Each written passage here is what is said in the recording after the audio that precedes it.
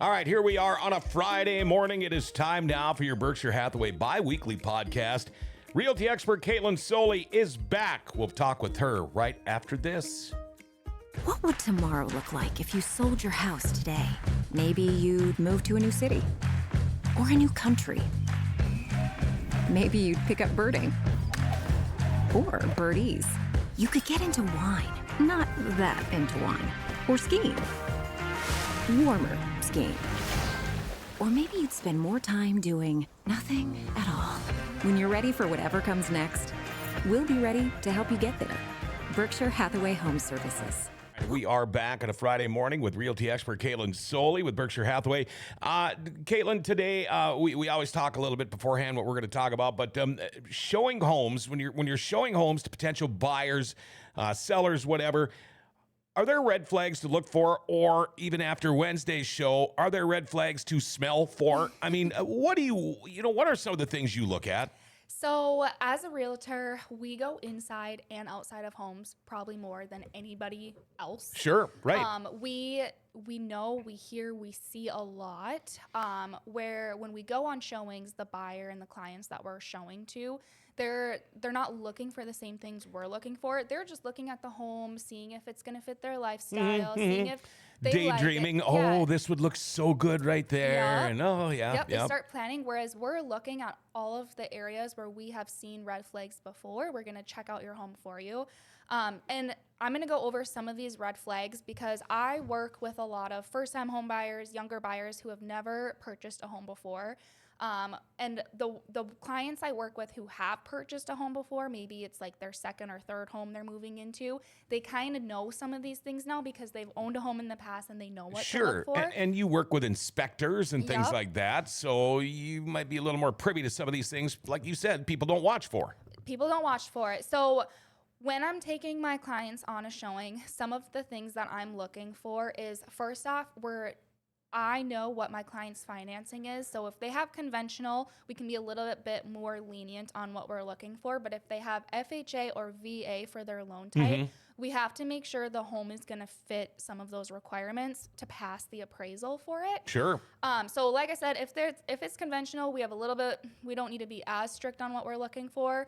I have heard of some situations where appraisals are flagging some items with conventional loans, which is kind of a new thing. Okay. So overall, I'm still looking at red flags in the home to make sure this home is good to go for my clients, especially financially. If there's any red flags, I don't want them to be having to pay all this money once they move into a home.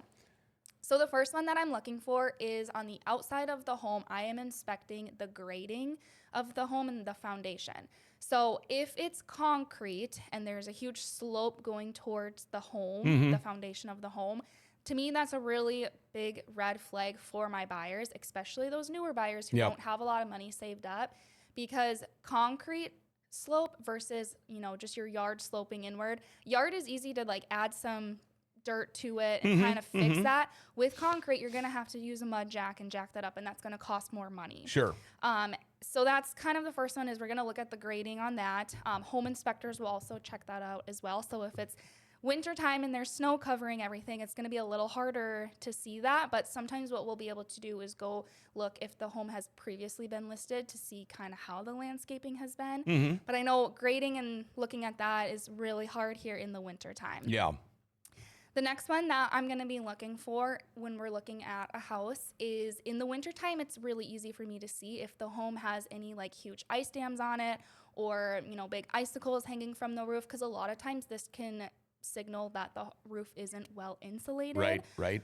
Or maybe there's certain areas of the roof that the sun doesn't reach. And a lot of times if there are really big ice dams, it's going to affect the soffit, fascia, gutters, all of that. And that's another item that home inspectors will be able to look at as too. When they go do the roof and attic inspection, they'll be able to see if those ice dams are causing any damage to the roof. Okay. So that's a big one there too, because we know roofs cost a lot of money to get replaced. Another one that I sometimes like to do, if it doesn't work out, it doesn't work out, after we get a super heavy rainfall in the summer or springtime, I like to schedule a showing. A lot of times clients will ask me to schedule showings because they get so worried if water gets in the basement. Oh, sure, So a lot sure. of times we'll go look at the home after a heavy rainfall just to make sure, see if there's any like seepage in the basement and things like that. If there is, obviously that's a red flag on Yep. the home. And then if basements have a super strong musty smell, or if there's a lot of big fans down there, obviously you know that the basement gets water. So those are some red flags that we're going to look for there. You know, what is it though with Grand Forks? Because I know a lot of people that have sump pumps and then put in outdoor sump pumps Yep. in city limits, and they're running all the time. You see the hoses run into the streets all the time. Is it just Grand Forks? It's like we're on a big water puddle or something. Yeah, and it's funny because a lot of people move here from down south or from other states. Like I was working with people from North Carolina, and any home that had a sump pump, they were like, I don't want it. That's a concern for me. And I was like, no, you guys that's don't just understand. part of life like, up here. We need sump pumps Yes. here. That's just what you're going to get if you're going to have a home with a basement. Yeah, unless you want a house with slab on grade, that's what you're going to have to do. A lot of people just don't understand like what a sump pump is though. Like what does it do? And they just think that it's something bad, but it's like, no, we need those here. Yep, absolutely do. And I've also heard like a lot of people who have their sump pump running very often. Sometimes if you call the city, they can check all of the water lines because there could be a leak in the water line that's causing it to run constantly. So as we're talking about water, another one that I'll touch on too is as we're looking through the home, like I said, buyers are just looking at, all the rooms. I'm looking up at the ceilings and I'm seeing if there's any water marks on the ceilings or any major cracking. The one thing to note with cracking is in Grand Forks with our seasons changing weather. Yeah, there's grounds always- move. Yes, the ground moves. There's always settling. So straight cracks are common to see. If there's any like yellow or brown coloring on the ceiling, that is water. Yep. If the cracks start getting curvy and they kind of go zigzaggy, a lot of times that's water as well. So home inspectors will be able to check that out and see if it's ongoing, if it's something in the past, they'll be able to see what's going on. I used to do concrete work, and people would say, well, do you guarantee your concrete work? And I say, well, I guarantee it's going to crack. Yeah. I can help inevitable. control where it cracks, Yes. but that's just part of life up here. It is, yeah. And that's conversations that we have during showings because there are some buyers who come in and they're like, oh my gosh, the ceiling has a crack in it. And I'm like, well, that's really common around here. We just have to monitor it and see if it's an ongoing issue or not. So, and definitely just making sure that water is not coming through it. Sure. Depending on financing, again, a major one we're going to look at is peeling paint on the exterior siding or along the windows because FHA, VA, those type of loans you'll have to fix it before you can buy the home. In the wintertime, that can be kind of hard to go out and paint an entire home. So that's just something that we're going to look at ahead of time. If you have those, obviously, if you're using FHA or VA, we're not going to be looking at homes that have an entire outside siding peeling paint because that's just too much work to get done in the wintertime. Sure. This one I always like to say, so my kind of like the word I use for all of the big money ticket items is preach, Preach. P stands for plumbing, so we're going to check out the plumbing. R stands for the roof. E stands for electrical, so we're going to see if the electrical has been updated or not, if it's an older home. The A and the C stands for air conditioning. Oh, we're sure, going to check sure. out that unit. And then the H stands for heating, so the furnace. And I kind of like that word because it helps newer buyers understand that those are like the main ticket items, that if these are wrong, this is what's going to cost you a lot of money to get fixed. Oh, sure. So Thanks. So, yep, we say that. And it's mainly because first-time home buyers, they have money saved up for their down payment and closing costs. Once we start adding in, if you need a new roof and then you need a new furnace and an AC, like that it becomes a lot. And first-time home buyers, a lot of them just don't have money saved up for that. Right, So, right. And like I said, during the home inspection period, an inspector looks at all of this stuff already anyway. So for me, I always like to say I am not a licensed home inspector. I've been through a lot of home inspection meetings, and I can go through and I can say, like, this might be a red flag, this might be, but all in all, we're always going to have a home inspector go in there because I am not licensed in that Sure, field. sure. I'm just a realtor. Yeah. So. And you know, there is a reason that they use realty experts.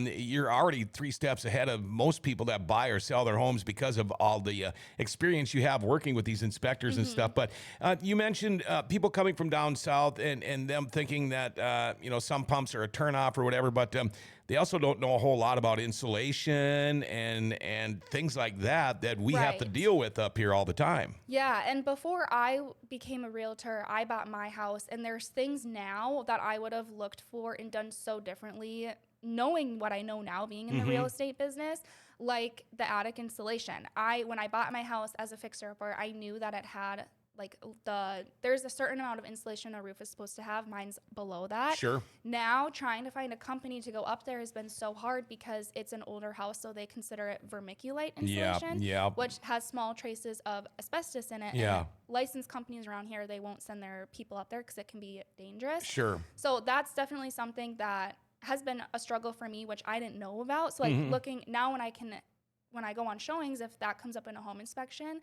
I'm able to educate my buyers and say, hey, this might be kind of hard to get insulation up there unless you can do it or you know someone.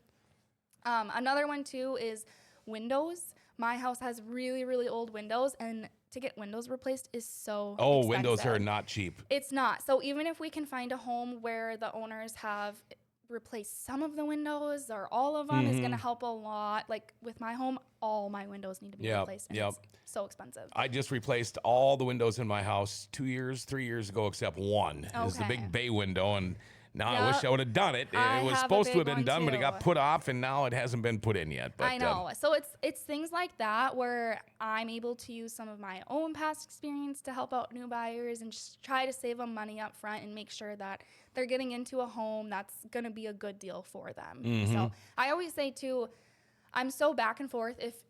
I'll get your opinion on this, too. Would you want a home with drywall or plaster walls? I would rather have drywall. Drywall? Yeah. I'm so back and forth between this because my home has plaster and I didn't know anything about it. And I said, I'm never getting a house with plaster walls again just because it's a pain to like do anything with them. Yep.